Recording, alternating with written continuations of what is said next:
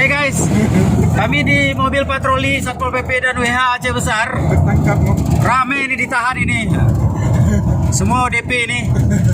Orang dalam penahanan. Kita dalam perjalanan menuju Jalin, Kampung Jalin untuk menjemput saudara-saudara kita. 8 pemuda yang sudah seminggu berada di Jalin. Pak Bupati atau Pemkab Aceh Besar hari ini akan menjemput saudara-saudara kita itu untuk dibawa pulang ke Kota Janto dan akan menjalani sisa masa isolasi selama 7 hari ke depan. Suasana di sini cukup dingin, cukup lebih. Maklum Kota Janto ya, kota tinggi, dataran tinggi, apalagi baru hujan.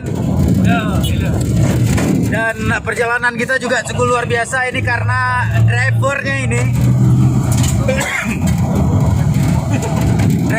ini pemain film Fast and Furious nih. Jadi hampir menghambur kami.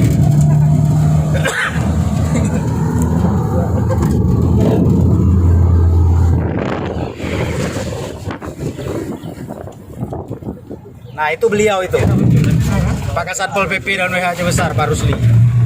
Luar biasa. Di belakang kita ada rombongan juga.